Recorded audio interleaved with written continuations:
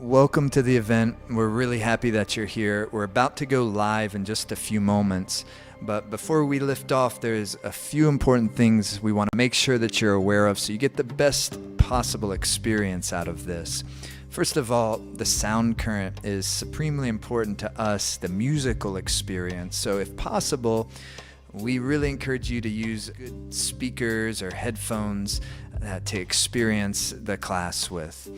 Second, if you have any pre-existing injuries, please take care of yourself, modify as you need to. Don't risk exacerbating an injury because of a yoga exercise.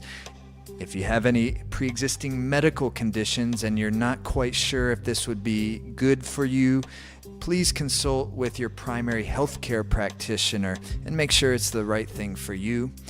Also, make yourself relatively comfortable. You can use a cushion, and in fact we encourage you in our seated positions, meditation practices, to use a cushion. It helps lift the heart up, keep the spine straight, and it's more ideal for the flow of energy in the body and for the meditation experience. You can even be sitting in a chair with feet flat on the floor for those of you that are unable to sit in a meditative sitting posture on the floor. Just use a chair, and for many of the exercises that will work perfectly fine. And then lastly, if you're having any problems with the video streaming, try refreshing the page, or if you see a gear icon on the video, adjust your resolution. If you're new to this type of thing, just take care of yourself. If there's something that you don't quite understand, I wouldn't worry about it too much. Everything that needs to click will click after a few times of trying it out. Enjoy the experience. We're about to get started in just a moment.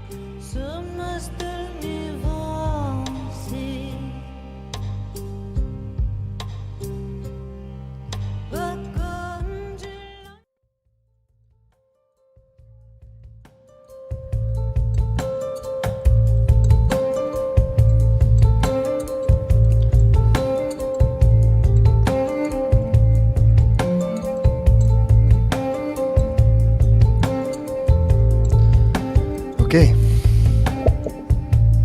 Excuse me.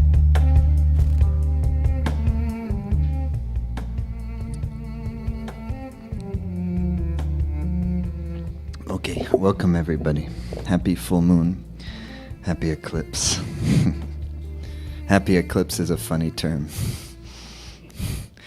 It can be, definitely. I think eclipses, at least my experience, has shown me that eclipses can bring anything, like really cool, like gifts, and also really unexpected, difficult things. It's just you never quite know. But this is how life is in general, and eclipses kind of put a magnification lens on how life tends to be in general in a certain way, because things become a little more unsettled, and sometimes it doesn't matter. We're like, prepare for the eclipse. Don't have difficult conversations. Don't do this. It's almost all the time when these things happen anyways, because it puts you under stress. So it takes extra effort to try to be mindful around an eclipse. My experience is, even sometimes with my best efforts, it doesn't even matter.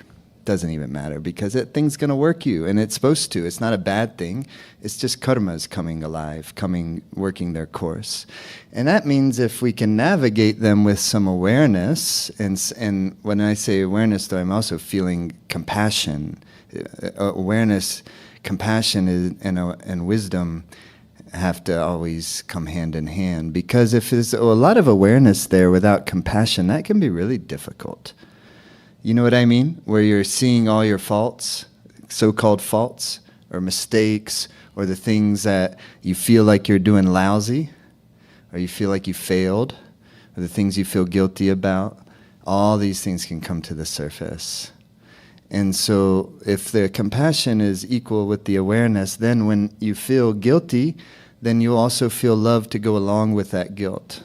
You'll feel compassion to go along with that guilt, because to feel guilty is a certain, type of suffering. And whenever suffering arises, also here comes the love, here comes compassion. Well, when eclipses come around, you just never quite know. But in life, you never quite know. So I don't want to put too much emphasis on just eclipses, but eclipses do teach us, I think, about life and do help us and become kind of like trigger points in the seasons of our life. We have seasons like summer, winter, spring, fall. But then we have, each of us have our own seasons of our life. And astrology tracks those in various ways via transits of big planets in the sky that move very slowly, such as Jupiter and Saturn. Jupiter takes about 12 years to get around the entire zodiac, where the moon does it once a month. And Saturn, it takes over 27 years. And so when Saturn is transiting Capricorn, which it has been for the last, close to 2.5 years, more or less, then that's a season of everybody's life. But it's going to be a little bit unique for you versus me, because each of our own natal charts are different. So what is Capricorn? What house of the zodiac does Capricorn fall in my horoscope will be different than yours. And I thought she was going to tell us something helpful. So if Capricorn is in a different house of the zodiac in your chart than is mine, then that Saturn, having been there for the last 2.5 years, is going to be very much impacting a different domain of your life than it is mine. But then there's just generally Saturn and Capricorn affecting all of us in a similar way, which is we've all gone through a shared experience, say, in this pandemic. It's a really fascinating human experience that nobody living has any kind of precedent for, that we can look at and say, oh, the last time all of this happened, in an age where everything was just highly connected like it is now. In this current age, everything is so tremendously connected. So that's strong energy, and we're still learning how to deal with it as human beings, and how does our nervous systems adapt to it, of always having our fucking phones in our hands. This is how we are. We're not demonizing it. This is what it is. It doesn't mean we shouldn't be wise and have moderation, but also it's like, this is happening. And technology is not negative, and technology is not positive. It's what we do with everything is what will make it eventually positive or negative. So it's not. So in this type of yogic way of looking at things, there's not really so much of this is good and this is bad. This is auspicious and this is inauspicious. In this type of tantric view, everything becomes something that is medicine. And yet, just as we know from the great Ayurvedic principles, is that the strongest poison, if it can be made to be medicine, becomes the most potent, best medicine. This is why, for instance, use of mercury was used in ancient Ayurveda. They knew how to turn mercury, which is a poison, into via alchemy, turn it into some of the best rejuvenative medicine, longevity medicine. So it's very cool, and this is what we do with the emotions and the experiences of our life. So when you use eclipse energy from a yogic context, now you're becoming like an alchemist, and the alchemy you're working with is the earth, water, fire, air, space elements of the human mind and body. And how the prana flows through the chakras. Root Muladhara chakra, Saturn, earth element. It's your sense of security, your sense of feeling safe in your body and safe in the earth, even when there's eclipse happening. Second chakra, water element, Jupiter and Venus.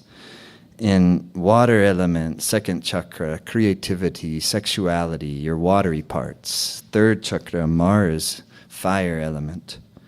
Fire element can go any way. It can be explosive anger, and it can be warmth of presence, warmth of the heart. We get to actually choose, but it doesn't mean that we necessarily have the Shakti at the moment to make that choice embodied in our life.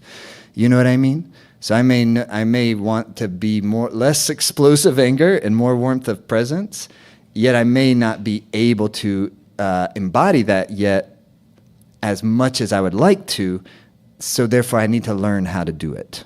That's all, and that's the learning alchemy. is how do you, and I'm just saying alchemy is just one way of describing it, but it's a really cool way of understanding it and thinking about it because it's very practical. Everybody wants to be happy. Everybody's trying to feel loved. Everyone wants to know what is real and to feel what is real and not to feel confused. We want to feel connected. And so that's all it means with alchemy. It's just how do you not deny the suffering of life and treat it as a negative, but actually be able to embrace it. Not embrace it in meaning you're now trying to make your suffering positive. That creates more like, my feeling is that creates more like spiritual facade. When everything has to be positive all the time. No, some things suck. But they just relatively suck. Nothing ultimately sucks.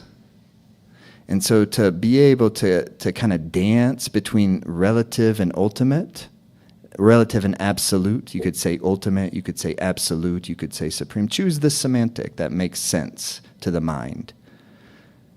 But things are relatively good. It's relatively good to have a new relationship. It's relatively bad for a relationship to fall apart. But it also could be relatively good for a relationship to fall apart. So these things are not ultimates. They're not absolutes. Money comes, money goes. It's really sunny and warm and like you can just be outside so comfortably, but then it gets cold and rainy.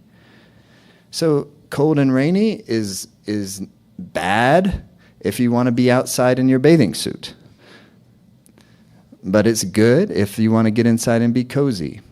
So just in the same way, when difficult things are happening in our lifetime and we have different seasons that bring great challenges on, they're not innately negative. Yes, it's not saying it doesn't suck.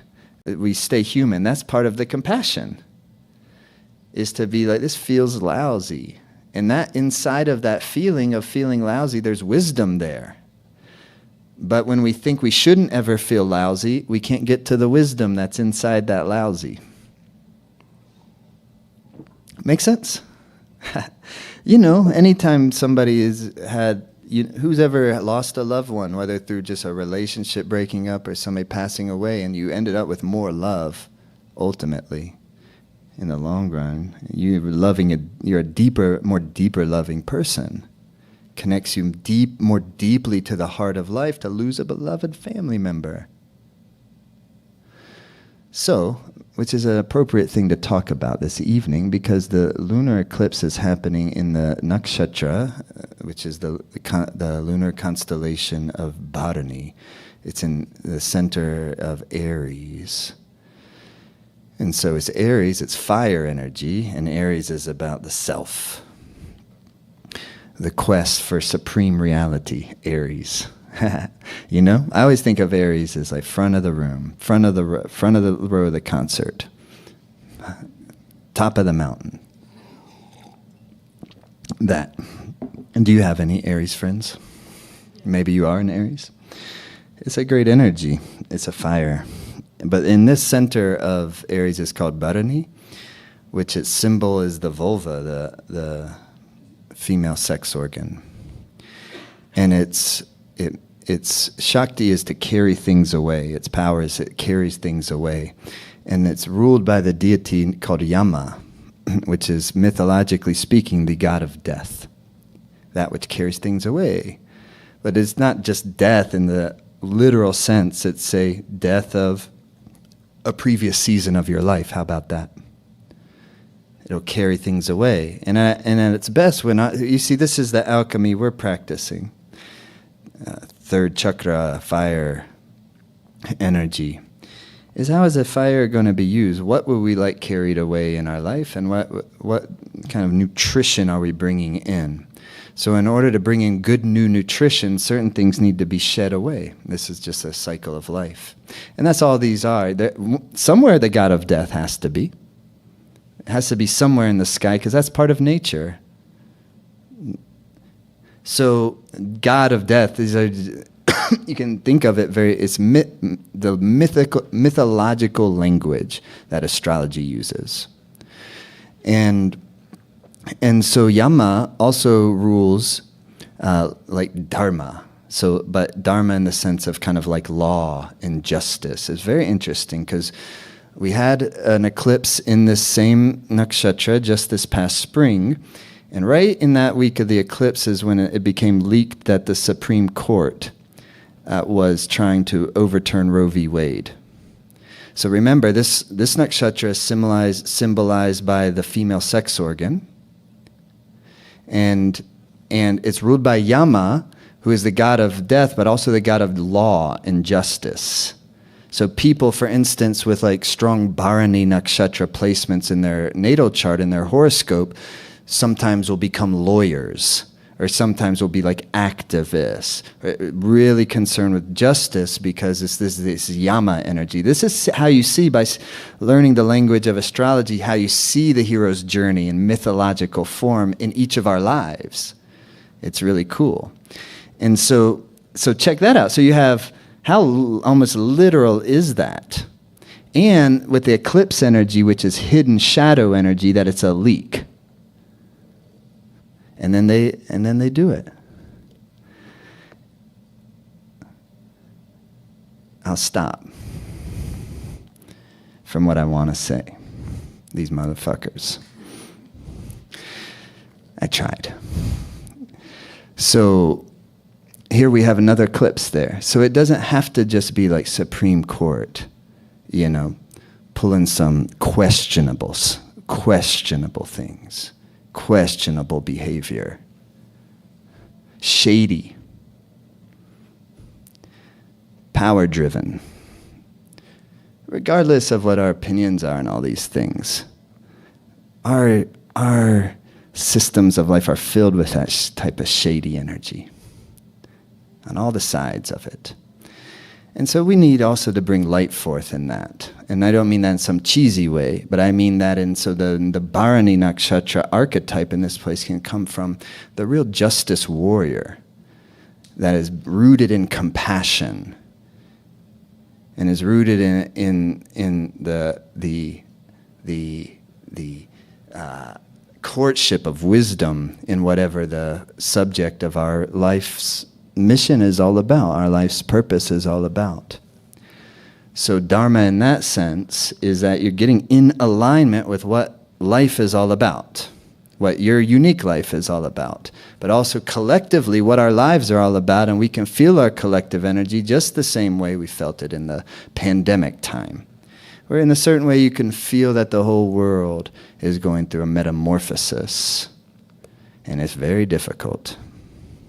Lots of lives, lots of people passing away from all sorts of reasons. And lots of new babies being born.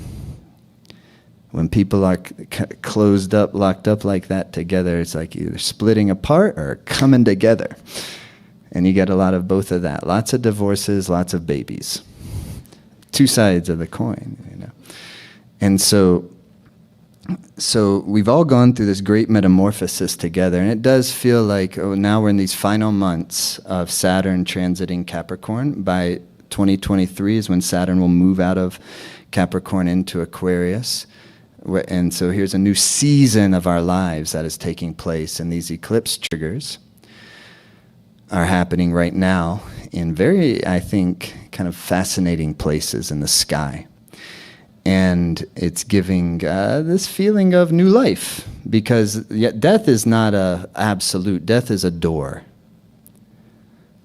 And so the vulva is not symbolized here as a starting point, but it's a gateway. It's a doorway into this life. And Yama is the doorway out of this particular life. But both birth and death are not absolutes. Nothing actually dies is the idea. The essential you continues on, but it has to pass through the doorway of death. Yama. This is what Yama is all about. That's why the first limb of yoga, of the 8 limbs of Ashtanga Yoga, Yama. The second limb is Niyama. Yamas are the things you don't do, ideally. You try not to do. so that you encourage yama to move in the other direction. And niyamas are the things you do want to do. I call them like disciplines and devotions. I need a certain amount of discipline to take care of my life force, to make sure that my energy that is essential for my happiness, that's essential for me experiencing some level of fulfillment here before I die. I've already experienced some level of fulfillment, but making it, living life in such a way that when I come to the end of my life,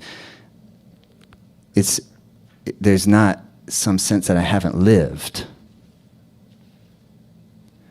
That's all. Fully present. This is a journey, becoming more and more of ourselves. It's a never-ending blossoming that's happening here. So as long as we're engaged in this blossoming of ourselves, which is a very natural thing, but it means bringing awareness and bringing compassion to the journey of our lives, and the blossoming of our lives is staying connected to it, is totally natural. So this isn't like some like hard, esoteric, difficult things to do when we say alchemy and talk astrology. This is really natural stuff. This is just simple little tools to help us feel better, to be clear-minded, to love more deeply, to have less suffering in our lives, and to experience more joy. And when things are difficult, that allows us to really be able to lean into it. And we're comfortable and we feel safe enough to lean into it because no longer is our mind categorizing it subconsciously as a negative. Now that my mind's no longer subconsciously categorizing my difficult experiences as negatives, because the more and more you do these yogic practices, life force center in the nervous system, mind is coming more and more into a meditative space between those polarities of babies and divorces. In that space, that then everything can recalibrate. The meditative mind, the positive mind is always looking for opportunity. The negative mind is always trying to avoid pain. They're necessary, they're not bad. Negative mind's not bad, positive mind's not good.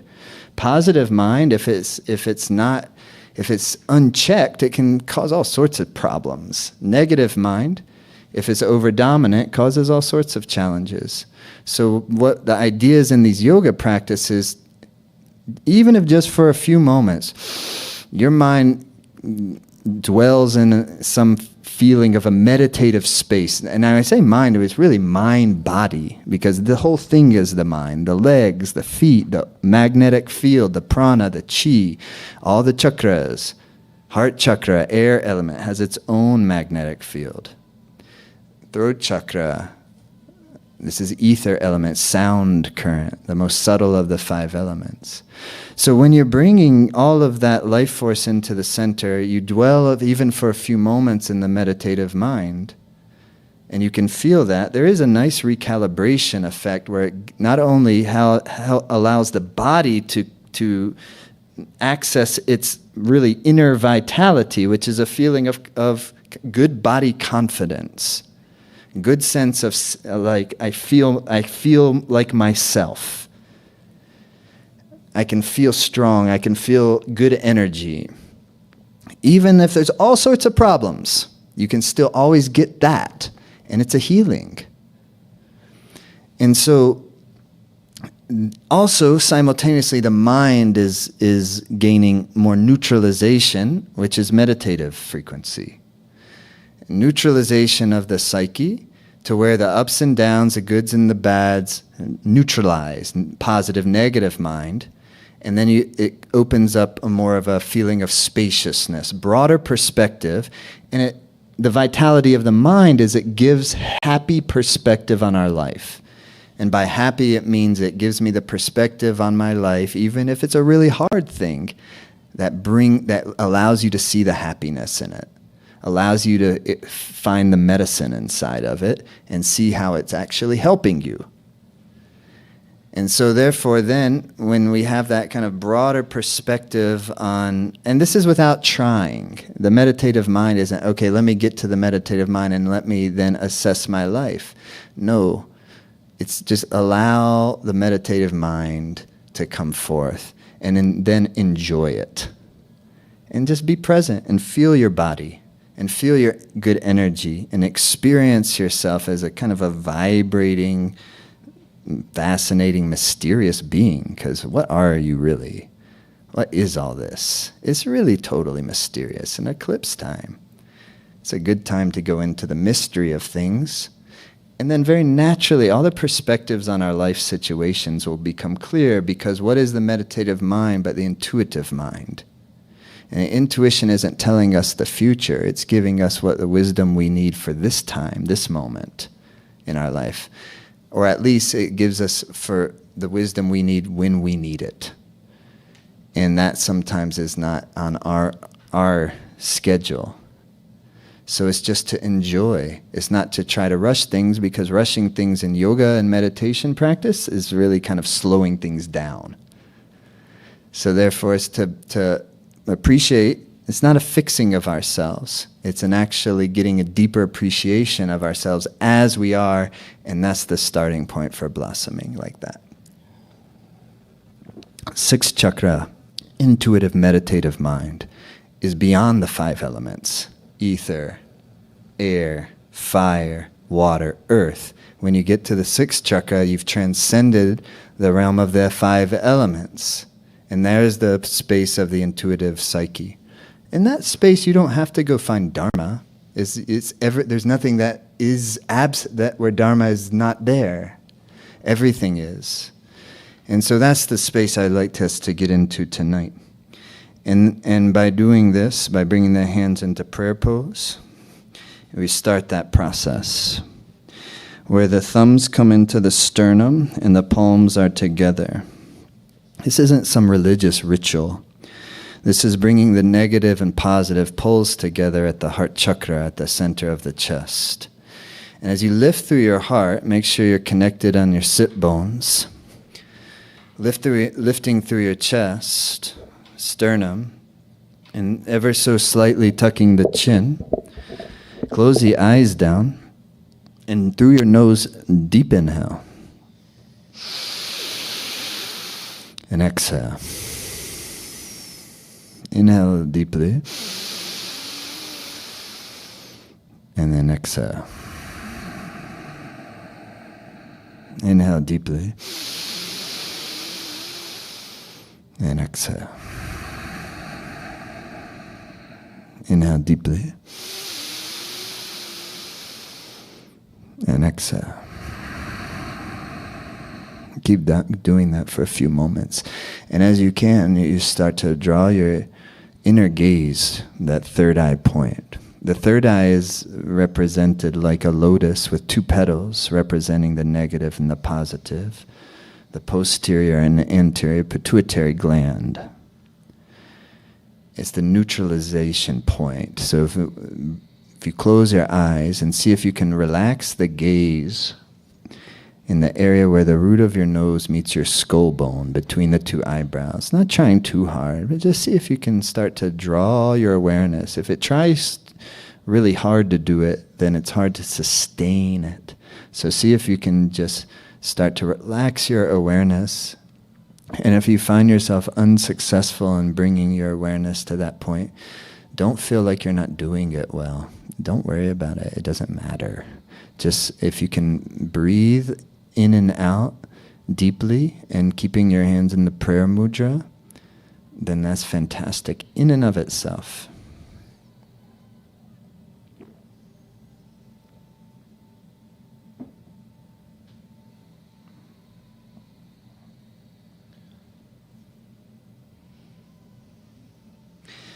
And then we'll put a sound current on the breath.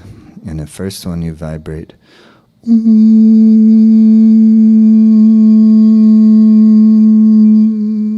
like O-N-G.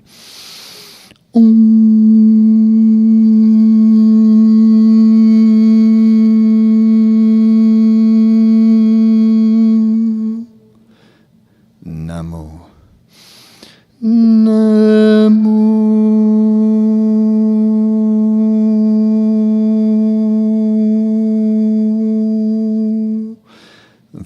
It's a heart center sound. Na, mo.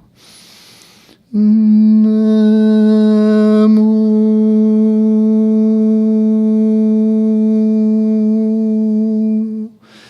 when you're chanting Om, vibrates the frontal lobe, third eye area, but you're still, it's when the sound comes in like Om, use your fire. So that means the navel comes up and in.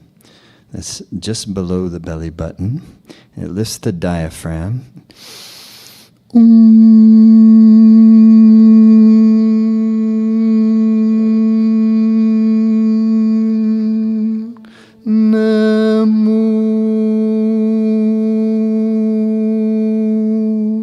So when you're using mantra and chanting sound, if you use your navel, diaphragm, when you're chanting to help to generate the sound, you're going to feel a stronger vibration. It doesn't mean it needs to be louder, though, or aggressive. It's just bringing the power of the navel in to help deepen the resonance of the sound. And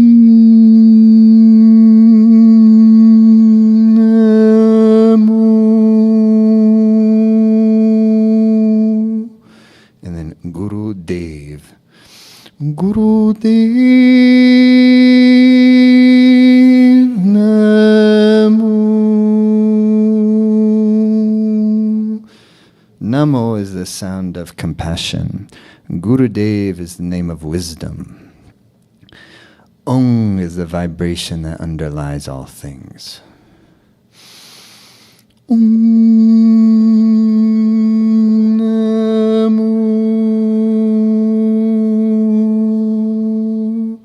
Guru Dev Namo. Inhale. And exhale. You see, even that would be pretty good. We would, I think, have like our eclipse energy is already harmonized. It's not, my point is it doesn't have to be super complicated. Come on your hands and knees.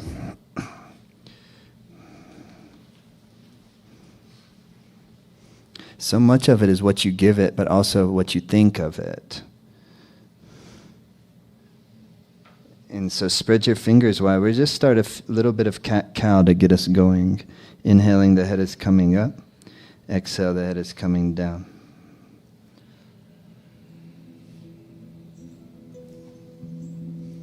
If you're new to Kundalini Yoga, I saw before we started, this is one of the biggest webcasts we've ever done. So many people registering all around the world. So I'm sure there's many of you who are doing some of this stuff for the first time, hearing some of this stuff for the first time. Don't worry, anything that's not making sense, anything you don't quite understand, not important for now. Mostly it's now at this point, we're going on a journey together. And we're going to uplift ourselves, bring some good energy and happiness into our life. Good prosperity, clarity, sense of purpose. And so we do that by just put the energy into the breath, making the spine nice and supple. And as you continue, the breath continues to become deeper and deeper. And you're creating a nice rhythm for yourself. If you could spread the fingers wide, and you engage through your arms a little, like almost like you're pressing into the earth some.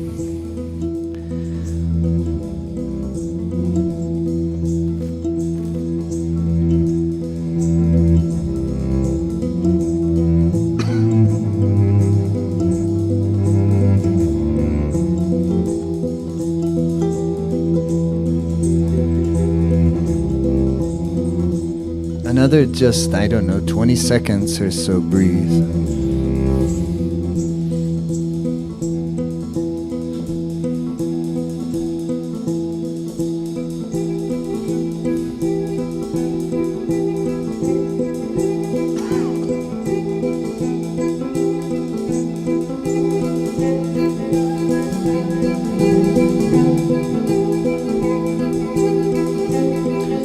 Okay, inhale, head is up.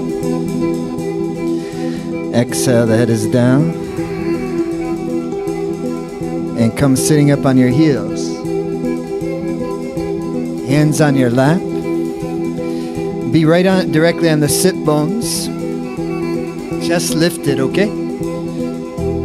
Chin is slightly in.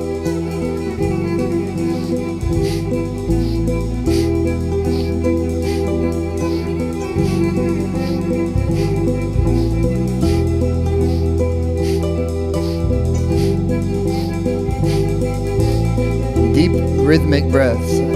Nam, sat, nam, sat, nam, sat, nam, sat, nam, sat, nam, sat, nam, sat, nam. Through the nose, deep rhythmic breathing. And if you can now, draw the gaze, relax it into the space where the root of your nose meets the skull bone, and keep the rhythm. Deeper the breathing, please.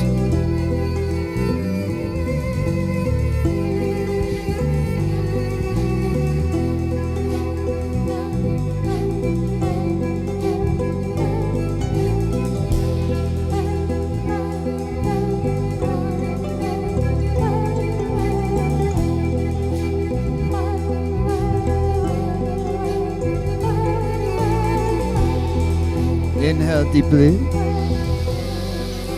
And now suspend the breath. Neutralize. Suspension of the breath, the suspension of the mind. Exhale. Beautiful. Come sitting back cross-legged. Most of these also you can do on a chair. If so, feet are flat on the floor.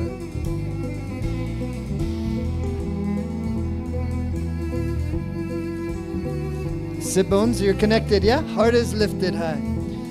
Shoulder blades release.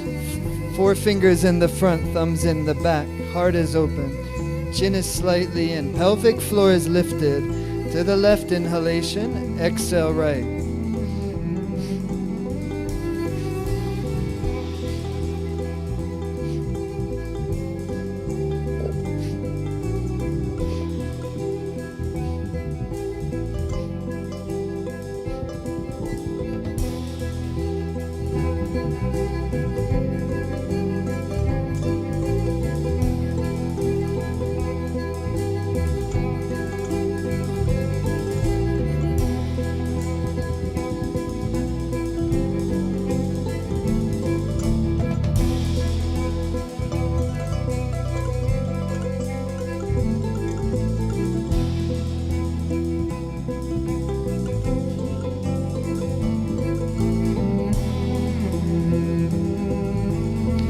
Deeper the breath if you can.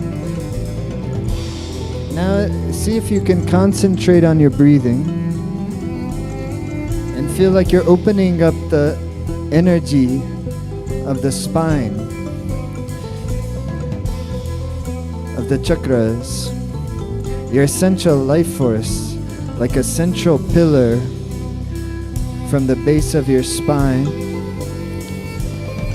to the crown of your head. Gaze of the third eye, rhythm of the breath. And to the center, your deepest inhale. Lift through the pelvic floor. Rectum, sex organ, navel. Soften the chest, meditative gaze. Exhale. Okay, relax your hands down, and then inhale again. Suspend the breath. Lift through the mulaband, pelvic floor lifted, and then your navel point up and in, the abdomen just below the belly button. Soften the chest, release the shoulder blades, draw the gaze of the third eye, spacious. And through your nose, exhale. Now, once again, deep inhale,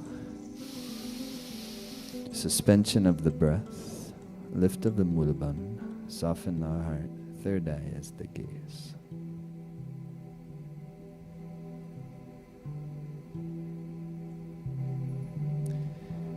And hold the position, and through your nose, exhale.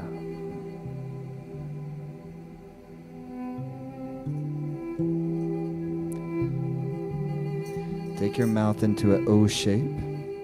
Index finger seals to your thumbs.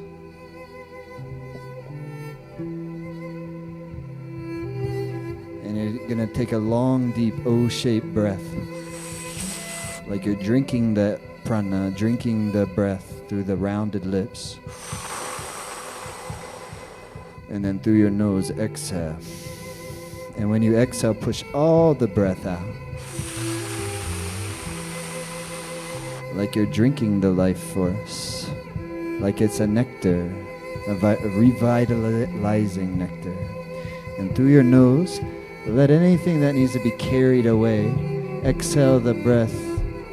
Let that which is really longing to be carried away, let it be carried away.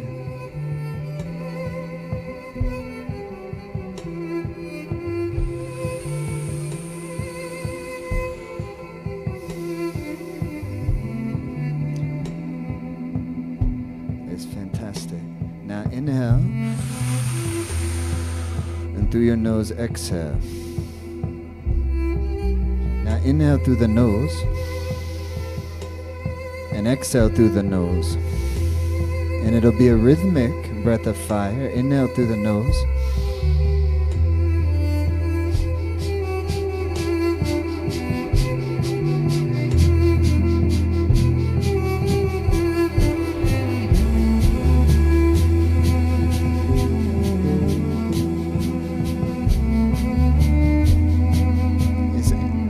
Exhale and inhale of equal strength.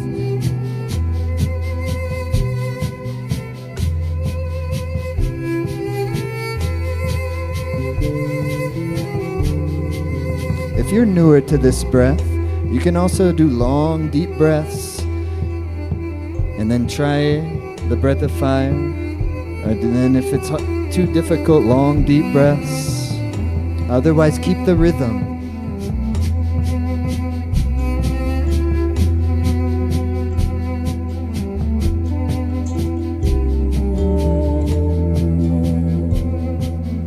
Inhale through your nose. Through your nose, exhale. Inhale deeply, chest lifted, shoulder blades release. Fully exhale through your nose. Deep inhale.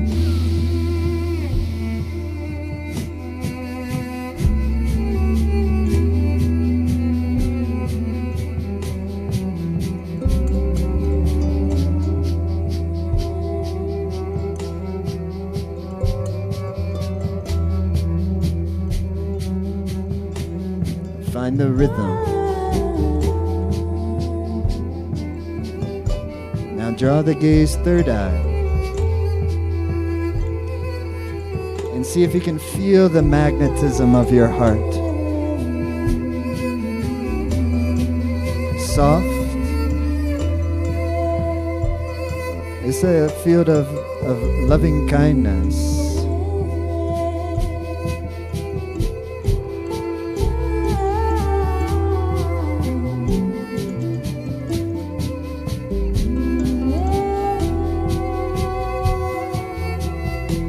With the Mars, with the navel point.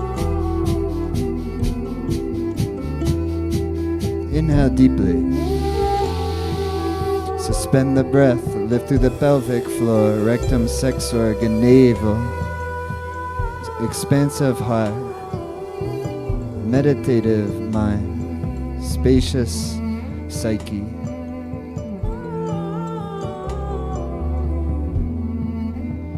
Exhale. Come onto your backs. And just a couple exercises on your backs.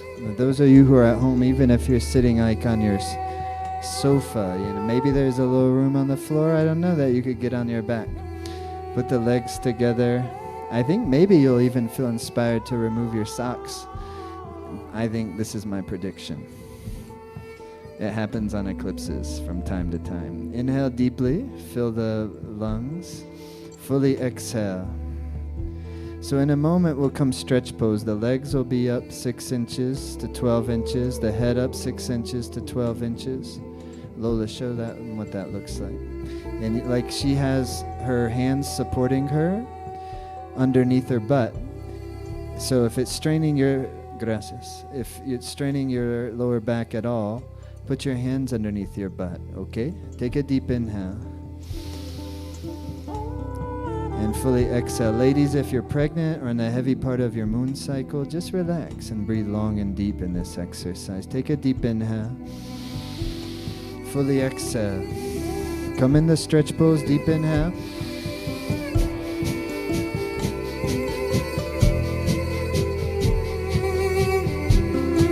Now move the navel. Pelvic floor lifted, legs strong, engaged. Toes pointed, lift through your pelvic floor. Eyes on the toes, move the navel. Move the navel, that's called it move your Mars.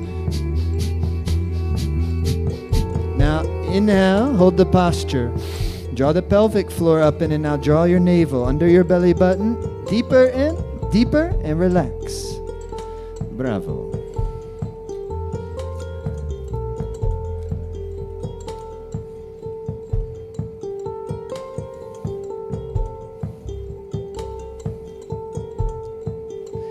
Even the strongest eclipse is not stronger than the power of us grabbing a hold of our own energy, and empowering ourselves.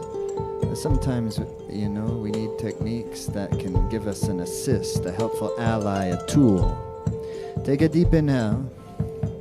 Fully exhale. Only one more round, okay? Take a deep inhale. Fully exhale. Come into the stretch pose, deep inhale.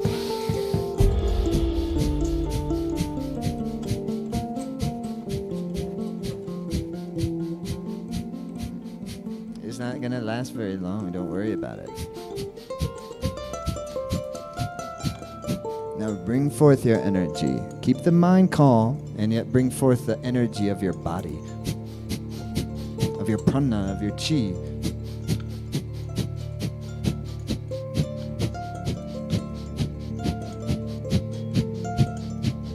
Inhale deep. Rulakazen. Rectum, sexual, navel, so it shakes, navel, deep, deep, relax. Bravo. Mercury's involved in the middle of this eclipse. Venus is involved in the middle of this eclipse. What does that mean? Our love life is involved in this eclipse. That's love life of all kind, romantic, but love, pleasures in our life. Mercury is our communication. How much of our life is just wrapped up in those two things? Communication and relationships, love relationships.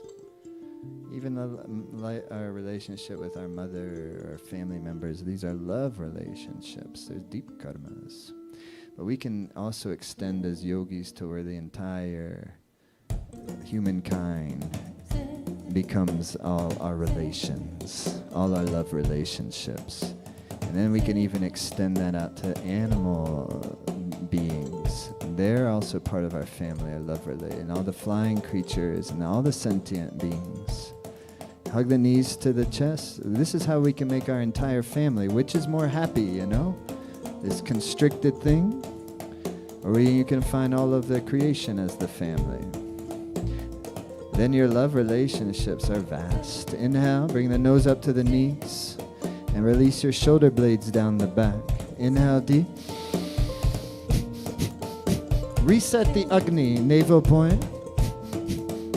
The digestive fire. To digest all the food, to digest all the things that come into our body, to digest all the experiences that we have in our life. A good Agni, we can digest our life experiences without losing our sense of what we are and what our life is all about. Losing our sense of strong integrity and character. This is the Agni. This is how the warrior stands strong with like a burning spear. This is not an aggressive energy. This is a contained flame. And when the flame is contained, it becomes like a flame of radiance, not a flame that will burn you or someone else. But that flame is still potent, and it reveals a truth and reality. So it's not it's not an easy path. It's not free of difficulty.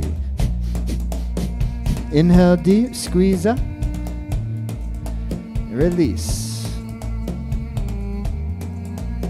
That's fantastic. Hug the knees back to the chest, rock and roll a few times.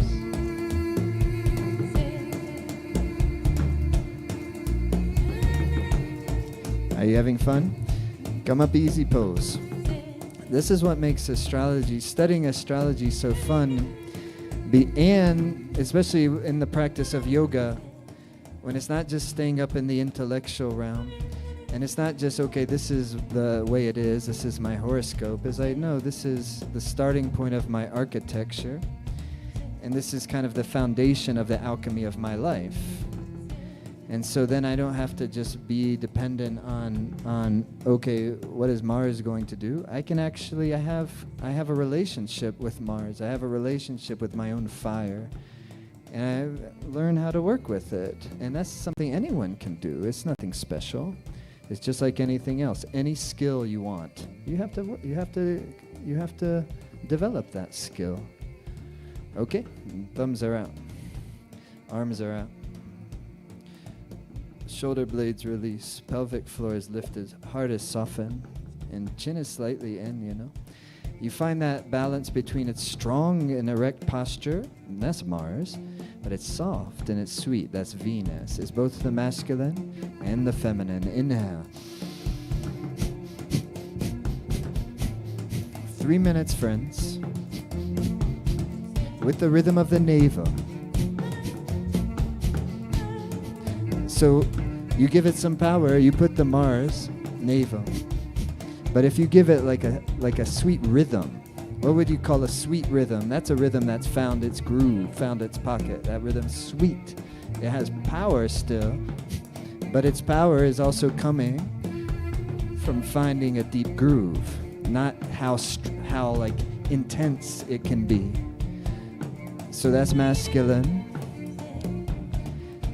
And that's feminine.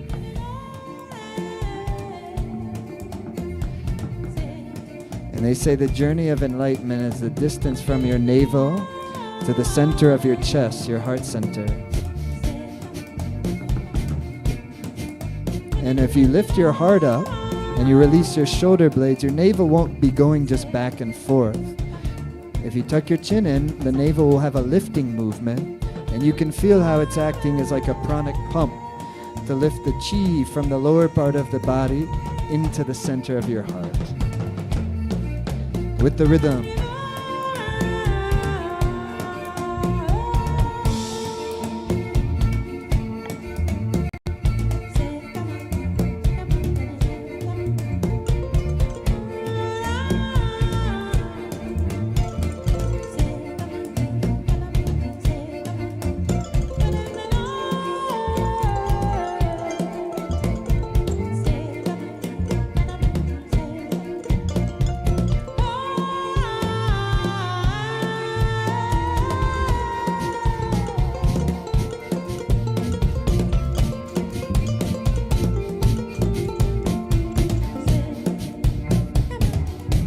There's a point where you don't want to go anymore, when you just feel like, But if you can get now deeper into the breath rhythm and see if you can go through that threshold, because that within that threshold is an opening. Soften into it. If it's hard, allow it to be that way. And then deeper into the breath.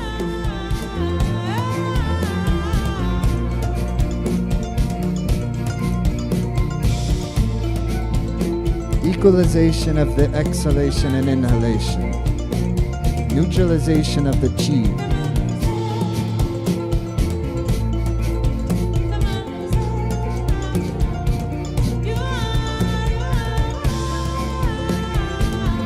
Inhale. Thumb tips are coming touching. Fingers are stretching wide, wide open. Shoulder blades release. Pelvic floor lifted.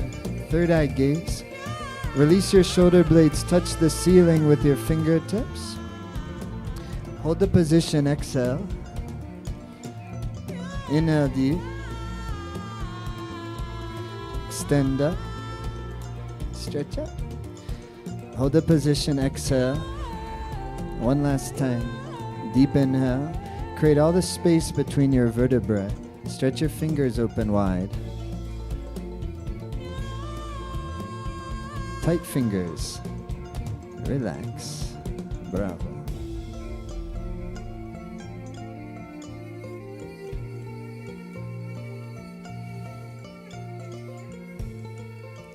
And let your whole life neutralize. By letting your whole life force, body, mind energy neutralize, it's absolutely neutralization of the life itself.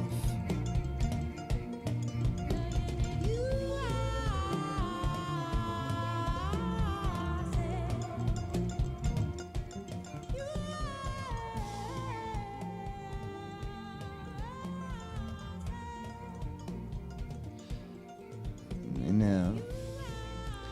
It doesn't mean that all our dreams will come true. Neutralize our life. Stretch your legs out wide like a V shape. And flex the feet. Because who knows if all our dreams are actually in alignment with what our journey is about. Some of them I'm sure, The real deep ones, they must be somehow. Inhale to the center, turn to either side, exhale. But some of them may be because of like Pixar films we watched as a kid or something like this, Usually those films are fantastic though because they tap into mythological motifs of life and they help us to actually inspire into our own mythology of life. Good films, good stories, good art does that. Good art is as effective as astrology in figuring that stuff out, I think, at least, maybe even more. But then if you practice astrology like an art, wow, this is helpful. So we're starting a journey in a week and a half or so of a yogic astrology where you can learn really this language from the ground up, fundamentals, learning the foundational language of this Vedic astrology from this yogic point of view. Not to train people to be astrologers, to train people to use it in everyday life, starting with paying attention to the moon. Paying attention to, as a starting point, of course, the phases of the moon. But the moon in which constellation? Because that's happening every month and it's changing. But we need to know the language of the houses, we need to know the language of the constellations, and we need to know the language of the planets. Those are the three main areas we need to know. Everything else is built upon planets, constellation, houses. And when you get that, you can start to really explore. And you can go infinitely deep with that. Inhale, center. Open the legs a touch wider. This is really, please, gently but deeply open the life nerve. Inhale, center. Continue. Exhale down to either side. Inhale up. And either side. Just as we were doing. Keep going.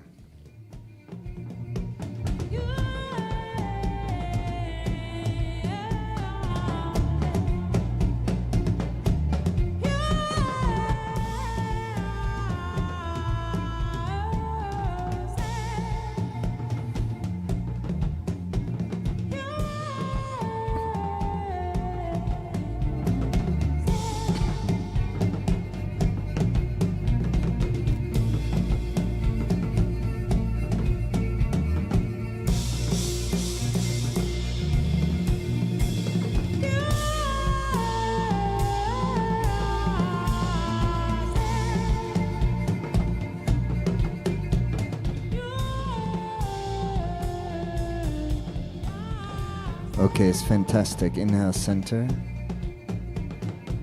And relax. And shake the legs out. You can hinge forward for a moment if you wish. And then relax and have some water. These two meditations for tonight will be split with a relaxation in the middle of them. 2 kriyas. Both are fantastic. First kriya, maybe a little more difficult. It's a little more physically demanding. But we all just do the best we can. It's not so well, and none of this is how perfect I did it, if I did it the whole time. It's just like anything else. It's working, it's practicing, it's opening, little by little, baby steps. But what you're going to be doing is once again using an O-shaped mouth Okay? And the inhale and the exhale are coming through the O-shaped mouth. There'll be a mantra playing, but you won't be chanting. But you'll be doing the breath to the rhythm of the mantra, Hada. Hada is the mantra the tongue strikes your upper palate. Hada, it comes from your navel. It's a Mars energy. Now you're going to be using that Mars energy, but in order to kind of what they call kind of clarify the subtle body, clarify the more subtle parts of ourselves, which is the long-lasting creative parts of ourselves. Our subtle beauty never grows old. Our subtle beauty actually gets better with age, the more we, especially if it's an active process. And so this is the Kriya of clarifying the subtle beauty, the subtle body. It's a lovely one that we've used over and over throughout the years. Hands are like this, O-shaped mouth. And it'll be like this. As you inhale, the hands come here. Left hand is over the right. Left hand over the right. And as you exhale, they come back down to here, above the knees, or palms facing up, like this. So it'll look like this. Eyes will be closed once you begin, but it's like this.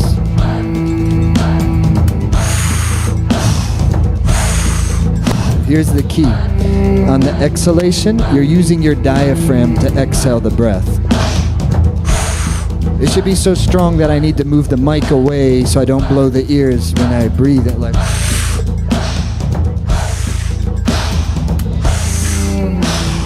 I have to use my diaphragm and my navel. And at first it'll seem quite pleasant, maybe even boring. But it won't be boring for long. How boring is it to try to keep your mind on this breath rhythm, listening to the mantra, while keeping your arms within the movement? At a certain point, you hit a threshold of resistance where it'll be much more difficult to continue and to keep your concentration on the breath. At that time, when you've noticed you're way off in some other land, as a cue to bring yourself back to the breath and back to the body. If the body's too difficult to focus on, use the breath. As difficult it is with the body or with your mind and emotions, make it that deep with the breath. Now go into the rhythm. Merge into the rhythm. Forget about the thinking mind. Merge into the rhythm. Deeper the breath. Merge into the rhythm. Go past the thinking mind. Merge into the rhythm.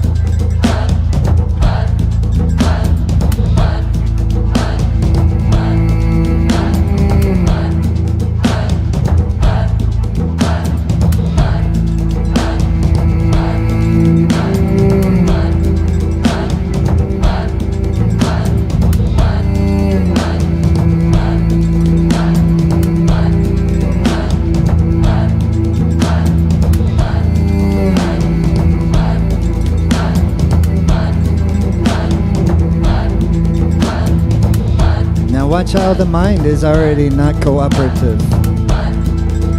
Could you go into the rhythm?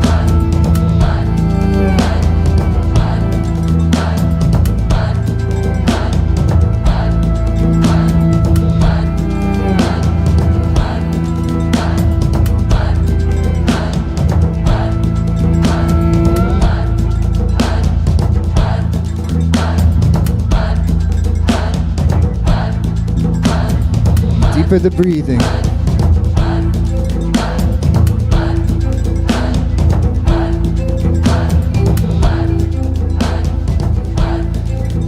You see, the thing is that this is a gravity well we live in, planet Earth. And so all the energy is always in trying to move in a downward direction. Especially as we get older, it has its wear and tear. In a certain way, gravity is the energy of Yama. So therefore, in order to maintain the subtle vitality that gives longevity and radiance to the body and the mind, we can apply a pressure. And we apply that pressure to the mind because when you tell your mind to concentrate on the breath,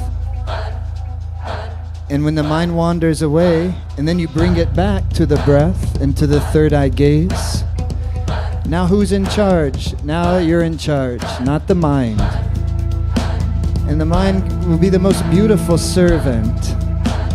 But when the mind is allowed to run amok with no discipline, and this is what Yama is asking, discipline. Nah, I don't talk shit. Nah, I don't gossip. Or I don't tell lies. Or I'm a practitioner of truthfulness. A Yama would be I don't tell lies. A Niyama would say I'm a practitioner of truthfulness. And we kind of need both, don't we? The negative mind needs a directive. I don't harm another living being to the best of my ability. A Niyama, I'm a practitioner of ahimsa, is a Yama and a Niyama. It's a devotion and a discipline of non-harming. This is a practice. It's not an act of perfection. It's a mood of devotion. It's a mood of love. It's a mood of vitality. It's a mood of empowerment. It's not following somebody's doctrine.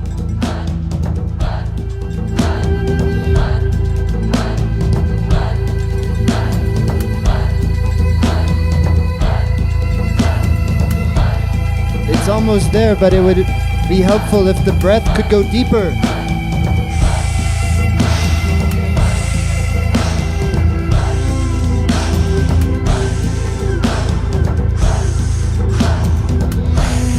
You'll be so shiny and bright. Give it a try.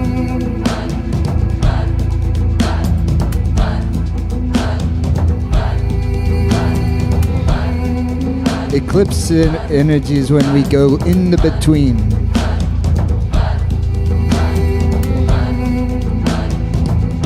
And the whole day and the night becomes like the early morning dawn and the evening dusk.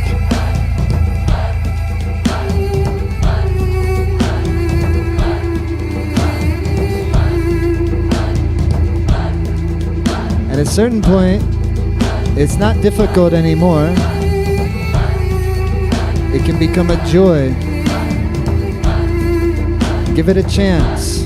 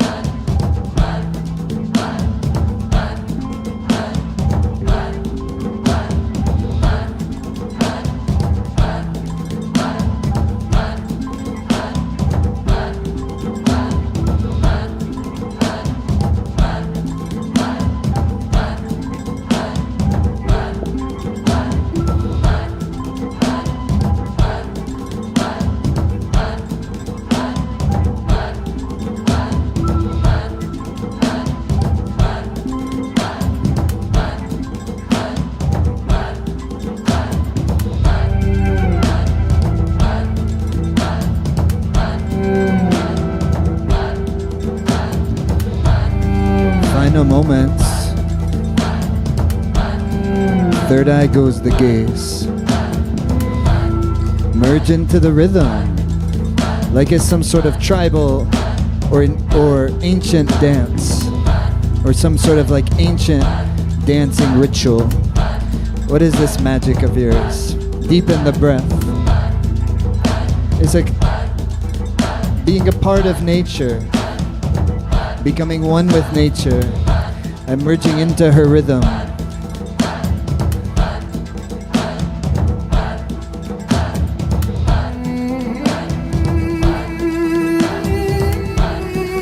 The prana will lift from the lower triangle, below your diaphragm, up into the heart center of Venus, into the throat, Vishuddha chakra of Mercury, into the third eye, intuitive center of the sun and the moon. And with the hands above the head in such a way, balancing at the top pole of your magnetism at the crown center. Tip of the spine where it meets the earth, Muladhara chakra, Saturn, to above the crown of your head, like your ascendant.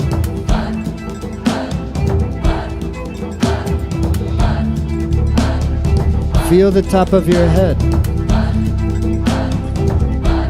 just with your mind, and feel the space above the top of your head with every inhalation and the touch of the hands. Inhale deeply. Interlock your fingers above your head, stretch up through the spine, release the shoulders, make the knuckles touch the ceiling. Stretch through the spine like a cannon through your mouth. Exhale. Deepest inhale through the O-shaped mouth. Lift the Mulaban, root lock, navel. Stretch through the spine, release through the shoulders, and then stretch around in a circular direction. And then exhale. It feels amazing. Open the spine up. Inhale deeply. Space of the spine by releasing the shoulders, extending through the arms, lifting through the root lock, and only then rotate around. And release.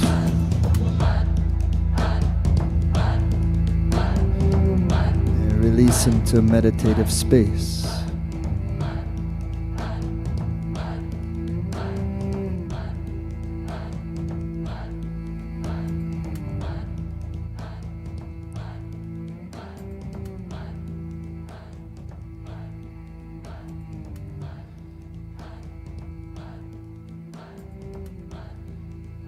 And come onto your backs, please, into a relaxation.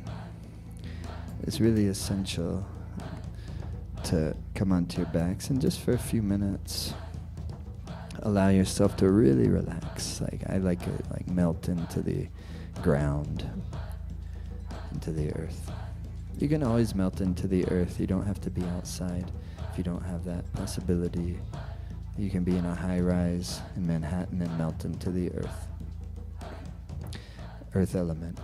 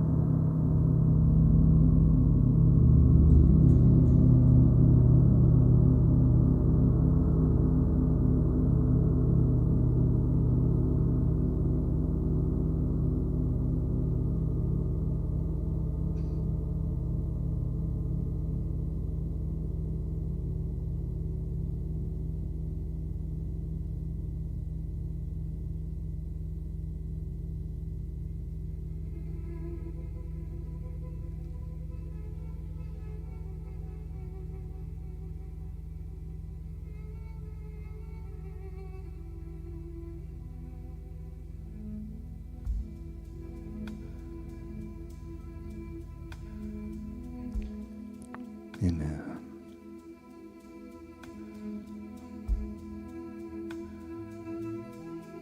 Exhale. Move your fingers and toes. Rotate the wrists and ankles.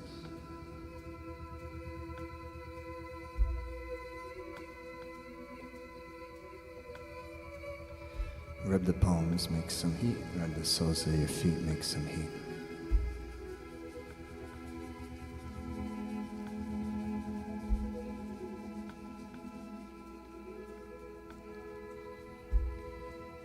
And cat stretch to each side.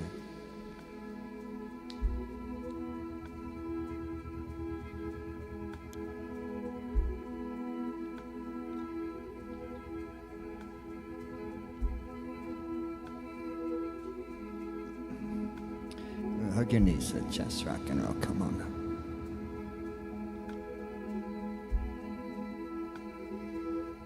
And come sitting in a meditative posture. This is called Yoni Kriya, to experience infinity. Yoni is the vulva. The doorway of birth, doorway of creativity, creation, and also the domain of Yama. So represents both life and death. But more of that is we want to have the experience of it. So you take your thumb tips touching, and you take your pinky tips touching, and the other 3 fingers are spread away from you, like that, you see? You hold it at the heart center. And once again, your inhalation is through the mouth, this time through the puckered lips, like. And then through your nose, you. And it's not a totally slow, passive exhale. You use your navel a little bit, and you use your diaphragm a little bit to help you exhale the breath with some strength. Like.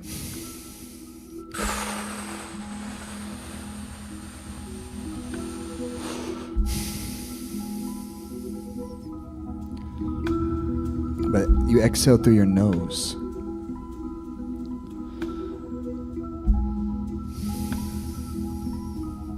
Yeah, like that. Beautiful. Now see if you can hold your body like perfectly still in a state of suspension. Lifted posture. Eyes are either closed at the third eye, or if you can and you know the gaze, you can look at the tip of your nose.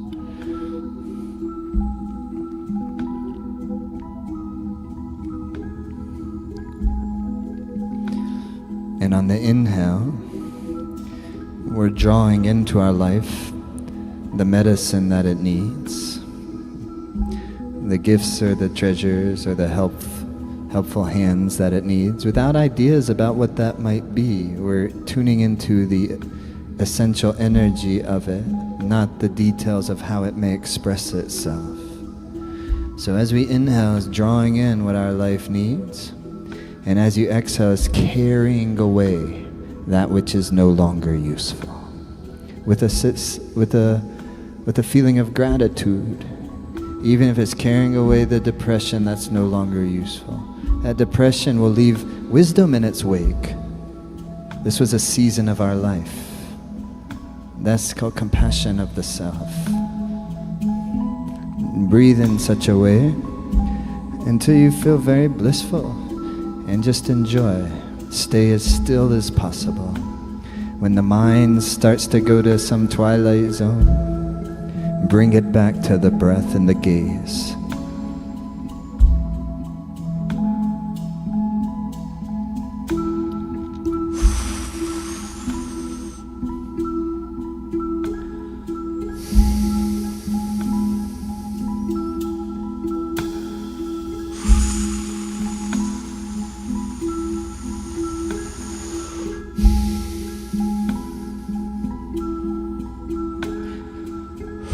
The secret of yogic breathing is to finish every exhale Don't begin your inhale till you fully push that last bit of air all the way out by drawing your navel in.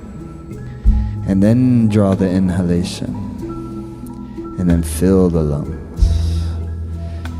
And meditatively, powerful and sweet, keep breathing.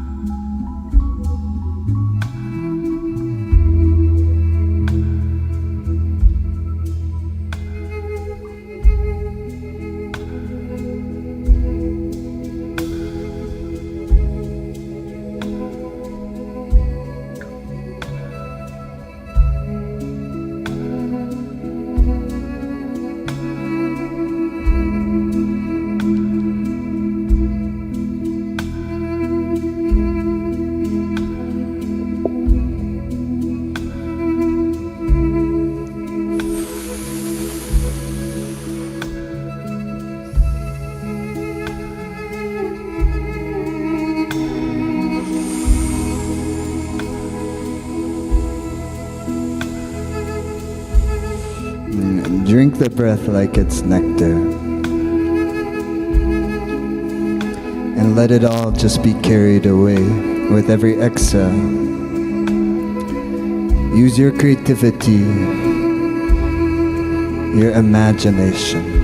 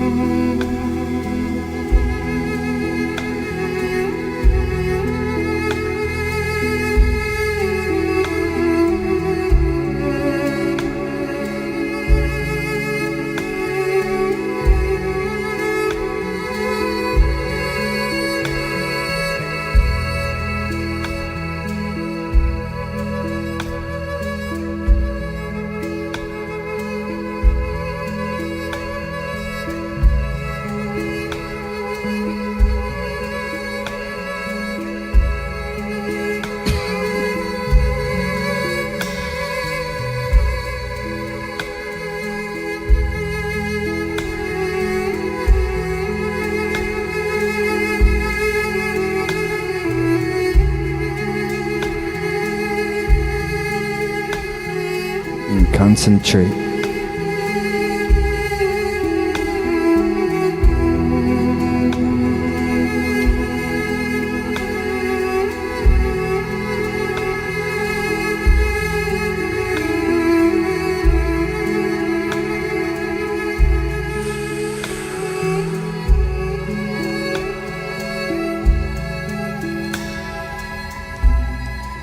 The gaze meditative, and the breath so very deep,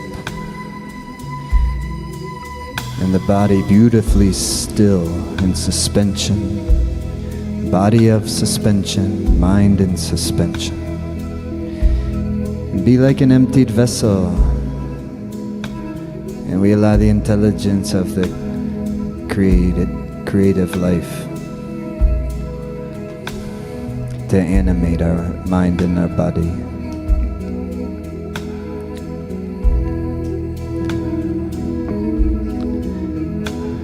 And our life's mysterious path. Who knows which doors will open and which doors might close?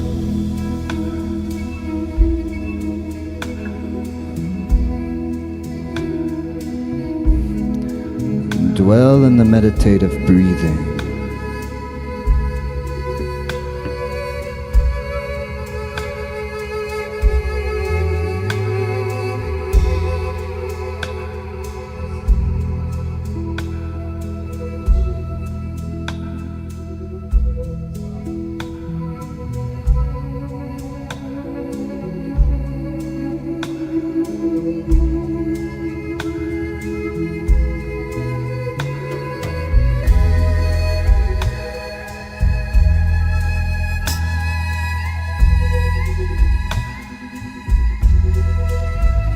Final 90 seconds.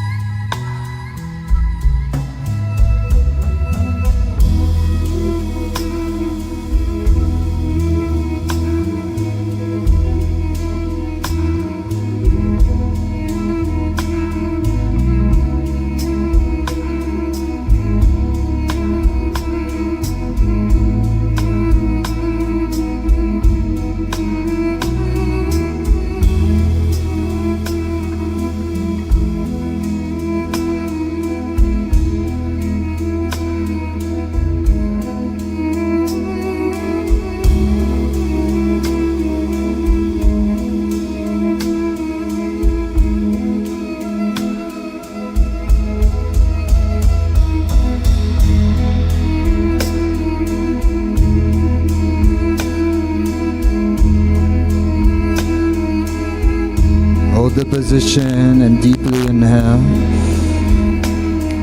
and fully exhale. And now deeply inhale and through the nose fully exhale.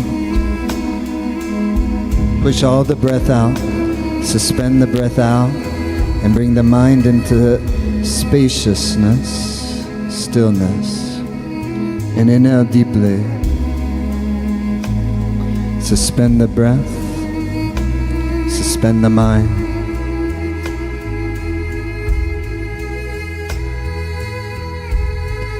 Hold the position through your nose, exhale. Now deeply inhale. Suspend the breath. Suspend the mind. Expansive presence.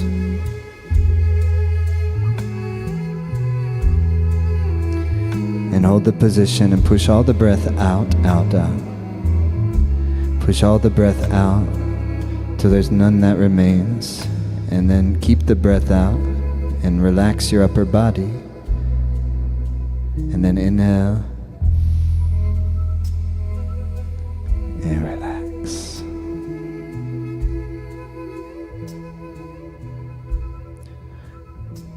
And stay perfectly still if you can for just a few moments.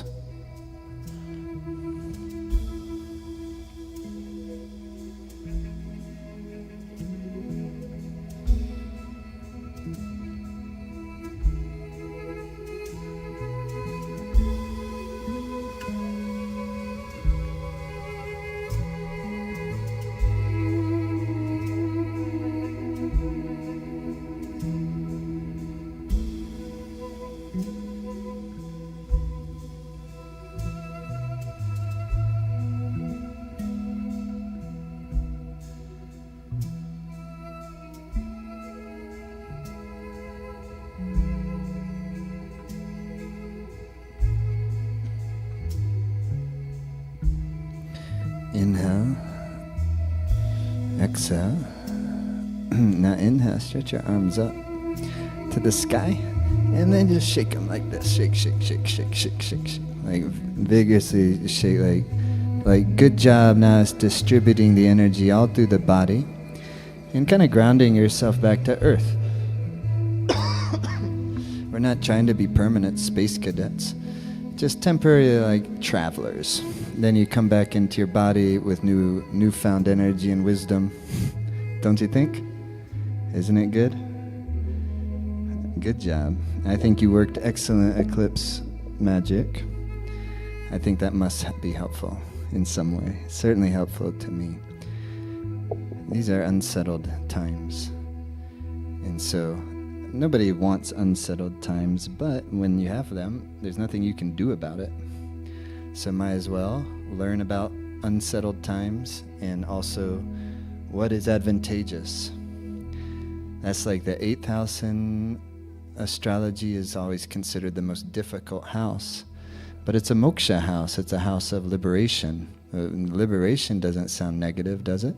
Everybody wants liberation, but we usually don't want the circumstances that lead to it. When we're talking about some sort of a greater liberation that's non-dependent on the fluctuations of our relative world, things going good, things going bad, etc. So transformation always brings unsettled energy and change. But then in eclipses like this come around, like solar eclipses, usually the feeling of it is a longer wave, like affecting us over a period of perhaps months. A lunar eclipse you can often feel right on that time, right on that day.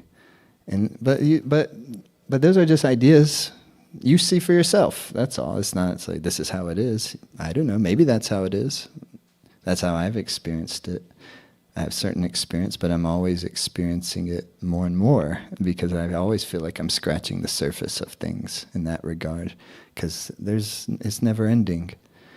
It keeps on, it's not never ending as there's so much information to learn. No, there is that too if you want to, but for me it's never ending as it can keep getting richer and richer and more interesting. That's why I love fundamentals.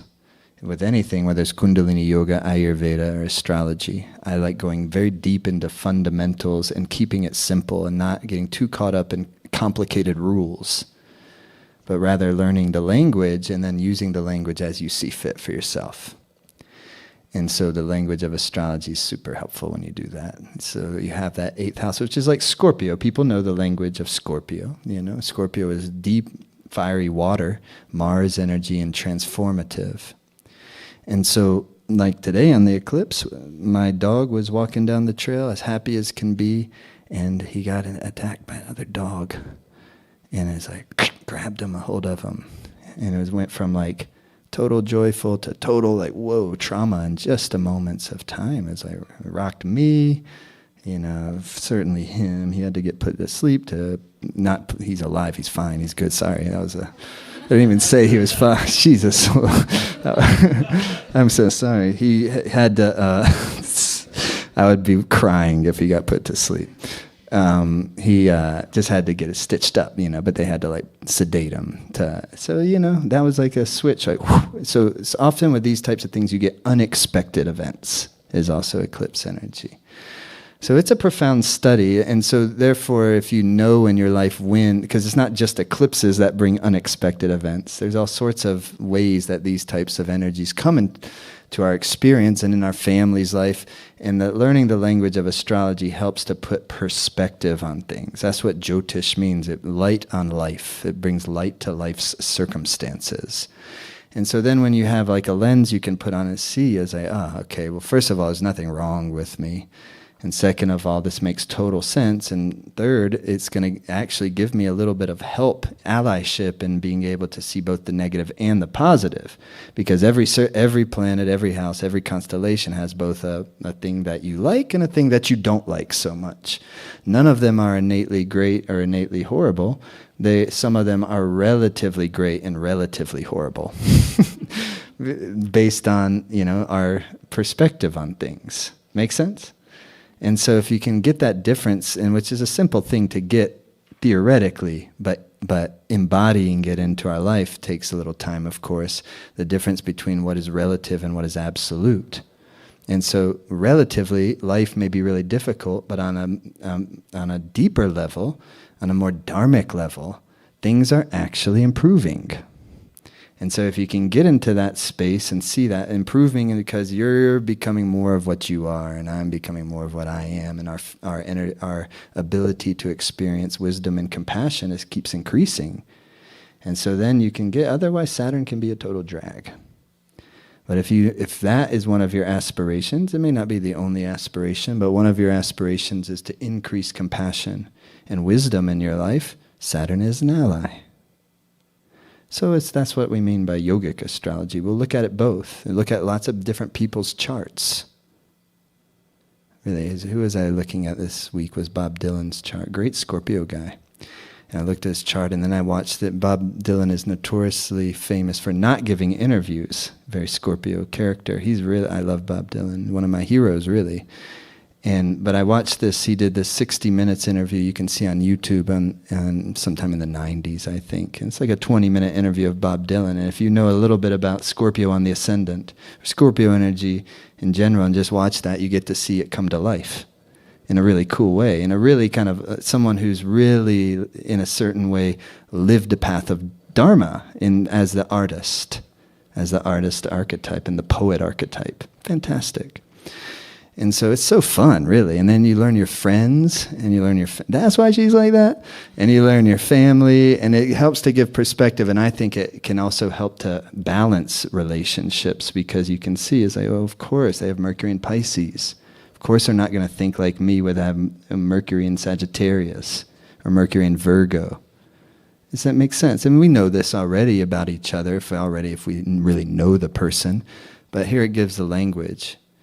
And so sometimes we have very difficult karmas with our families or friends or coworkers, and meaning that there's friction in the relationships, and it can give insight into that. But sometimes we want to actually see, how do you want to have some beautiful harmony in a relationship? It can give insights into that. But first and foremost, before you can do any of that, really, in my experience, is you got to learn yourself. And my experience is by learning your own learning, not in an obsessive way, because that can happen too. And we'll work it for those who are doing this course, we'll also be practicing on like how not to be obsessive about this kind of stuff, because it's easy to do it and to get in the head trip about it. And when you just put it away for a little bit, because you can only metabolize so much in a deep way. You can learn lots of rules pretty quickly. But you can metabolization for embodiment takes time. And so we're not in a rush. We're just learning in like the drip system. But it's something that you go to again and again. It's not like you can just take a course like this like one time and you got it all. This is, all right, then also go back. Because then you're going to experience what the phases of the year are and the moon is, and have some experience, and you'll get some actual experience of what you learn. Then you go back, and the whole course is different again, because you're different in your level of understanding and experience of it. So I really like this stuff, and this is why I want to teach it, because it's why I want to spend my time thinking about and paying attention to. That's how I've always been. Same with Ayurveda, same with yoga.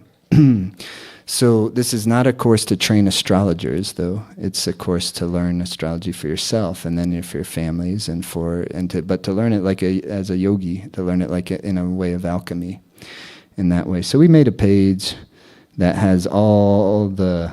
We made a web page. What is this, like 1998?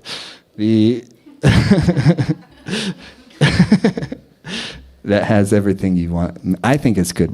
What I was meaning to say is we put a lot of energy into trying to make it communicate what this is, and see if you resonate with it or not. A lot of people have already signed up. It starts Wednesday, November the 16th. So you can do it live if you want to. We're going every Wednesday evening, 5:30 p.m. Pacific time. But many people won't be able to do it live, and so you join the course, you get it, and then everything that happens in the course, all the classes, all the modules, all the Q&A sessions are all the recordings are there. You can download them, so you don't have to rely on your internet connection or whatever.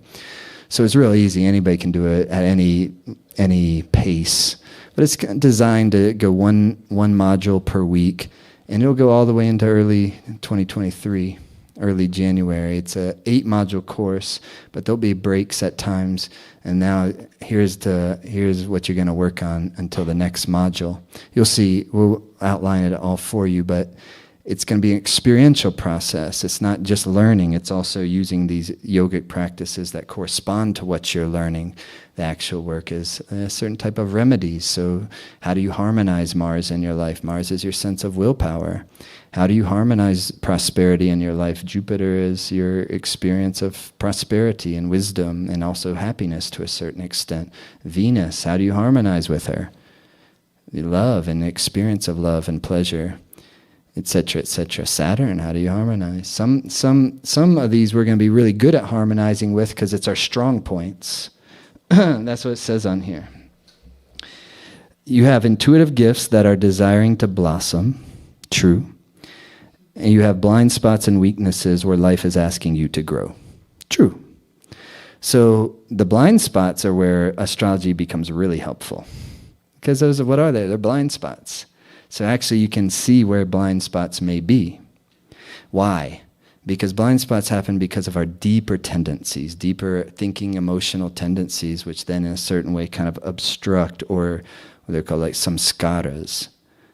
They're tendencies that kind of veil us seeing how things actually are. And so by kind of say, oh, I may have a tendency towards that, particularly in relationship. Relationships are so powerful because it's where our mind gets like carved and refined, because so many of those inner patterns start to come out in how we relate with others. But then if you're going on this journey of finding the relationship, discovering your own architecture like this, and giving language to it a little bit in a gentle way, in a beautiful way, is looking at, that's why I say it's one part art, but it's one part science. It's another part mythology. And if you keep it like that, then it's and I guess everybody's always trying to correct everything about themselves, and it's just like exhausting how much self-help there is. So it's keep it fun, and keep it interesting and mysterious and mystical, and not so uptight, as I can't deal with that. So that's kind of what this is, the yogic astrology course. And part of doing these, we want to invite everyone to come to it. Clearly everyone won't come to it, but anyone who feels resonation and is feeling inspired to join, to come to it. It's a $785 course. If you go in right now, it's only $445. It's a really good deal. And there's a payment plan if you can't do it all at once. And all this information's on your webpage. 3 payments of $159 you can, if you want to do that. And everything is there. It's a cool experience. And also the other thing with all our courses, we always guarantee them. So if you get the course and it's within 60 days, let us know. For any reason, it's not for me, email our team. We always give full refunds. We only want people that are having a good, really wanting to be in it and are getting value out of it. And of course, if it's not, then we set that up. So there is some sort of, what do they call, guarantee. Okay. So anyhow, let's seal this experience we have together. And take the hands into the prayer pose. And close the eyes down. And take a deep breath in.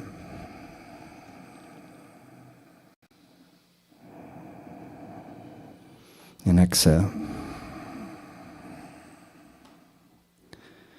Inhale deeply.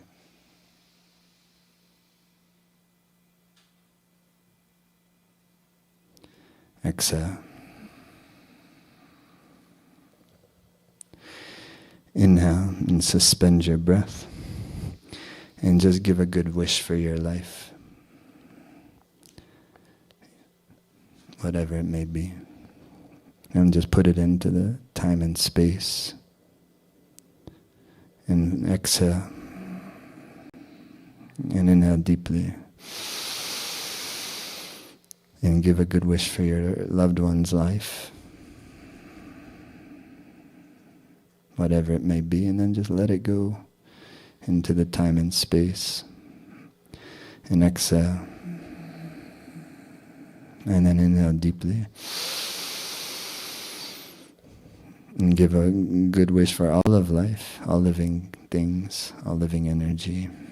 And let it go in beyond time and space.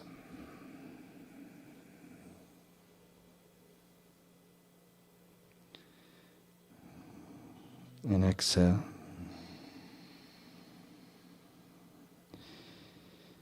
And inhale.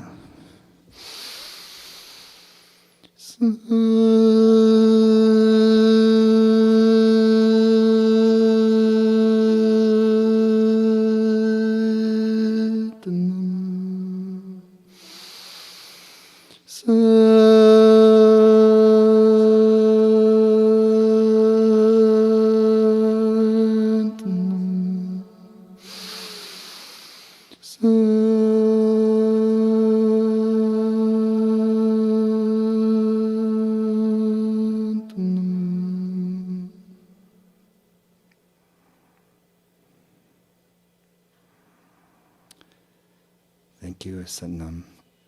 Thanks, everybody.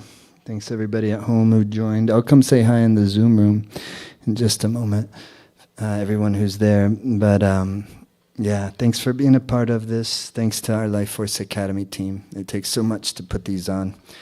We're in our brand new space, for those of you just seeing this for the first time, in downtown Nevada City. And so lots of great stuff coming soon. Happy full moon. Happy eclipse. Satnam.